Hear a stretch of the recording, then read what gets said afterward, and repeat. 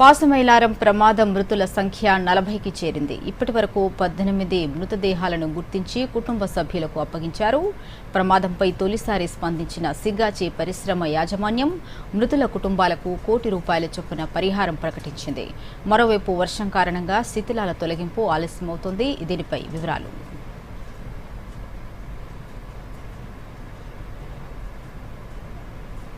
సంగారెడ్డి జిల్లా పాసమైలారం పారిశ్రామిక వాడలోని సిగాచి రసాయన పరిశ్రమలో జరిగిన రియాక్టర్ పేలుడు ఘటనలో మృతుల సంఖ్య 40కి చేరుకుంది. మరో 33 మంది ఆసుపత్రులలో చికిత్స పొందుతున్నారు. ఈ ప్రమాద ఘటనపై సిగాచి కంపెనీ తొలిసారి స్పందించింది. ప్రమాదంలో 40 మంది మరణించారని Sigachi company vice chairman Chidambaranath Shanmuganathan వెల్లడించారు. మృతుల కుటుంబాలకు ₹1 కోటి చొప్పున పరిహారం అందిస్తామని ప్రకటించారు. గాయపడిన వారికి పూర్తి వైద్య సదుపాయం అందిస్తామని, బాధితులకు అండగా ఉంటామని చెప్పారు. Deeply hurt us, and we are with every family, every employee.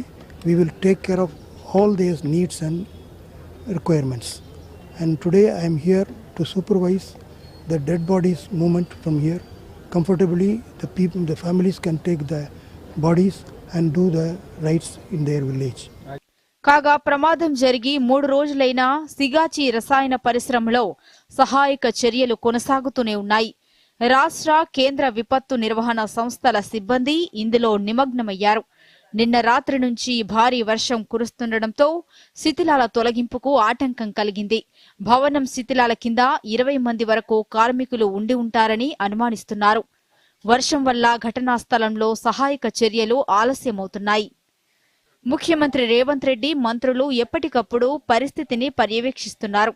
జిల్లా మంత్రి దామోదర రాజనరసింహ ఉదయం కూడా ఘటనా స్థలాన్ని సందర్శించి సహాయక చర్యలను స్వయంగా పర్యవేక్షించారు. ఇప్పటి వరకు 18 మృతదేహాలను గుర్తించామని, 16 మృతదేహాలను కుటుంబ సభ్యులకు అప్పగించినట్లు మంత్రి దామోదర తెలిపారు. మరో 11 మంది ఆచూకీ లభించడం లేదన్నారు. మిగతా మృతదేహాల గుర్తింపుకు DNA పరీక్షలు కొనసాగుతున్నట్లు చెప్పారు. ఆసుపత్రుల్లో చికిత్స పొందుతున్న కార్మికుల ఆరోగ్య పరిస్థితి నిలకడగా ఉందన్నారు. 36 మరణాలు, అందులో 18 బాడీస్ని ఐడెంటిఫై చేశాం త్రూ DNA టెస్ట్. ఇంకా 18 బాడీస్ని ఐడెంటిఫై చేయాలి. అందులో ఇంకా ఒక 11 మిస్సింగ్ ఉన్నారు. ఇంకా మా ప్రయత్నం కొనసాగుతున్నది. ఈ DNA టెస్ట్ల ద్వారా ఐడెంటిఫై చేయాలి. ఈ ప్రణమే కానీ పెన్షనే కానీ ధ్రువే కానీ స్టార్ హాస్పిటలే కానీ యశోద అన్ని ఇక్కడ అందరు పేషెంట్ స్టేబుల్ ఉన్నారు. హోప్ఫుల్లీ ఇంకా ఒక 48 అవర్స్లో క్యాజువాలిటీ మొత్తం 36. సిగాచి పరిశ్రమ ప్రమాద స్థలాన్ని పిసిసి అధ్యక్షుడు మహేష్ కుమార్ గౌడ్ జగ్గారెడ్డితో కలిసి ఏఐసిసి ఇన్ఛార్జ్ మీనాక్షి నటరాజన్ పరిశీలించారు. ప్రమాదం గురించి మీనాక్షి నటరాజన్ కు మంత్రి దామోదర రాజనరసింహ వివరించారు. సహాయక చర్యలపై విపత్తు నిర్వహణ సిబ్బందిని ఆరా తీశారు. బాధితుల బంధువులను పరామర్శించి అండగా ఉంటామని వారికి భరోసా ఇచ్చారు. ఈ సందర్భంగా మహేష్ కుమార్ గౌడ్ మాట్లాడుతూ పేలుడు ఘటనపై రాహుల్ గాంధీ తీవ్ర దిగ్భ్రాంతి వ్యక్తం చేశారన్నారు.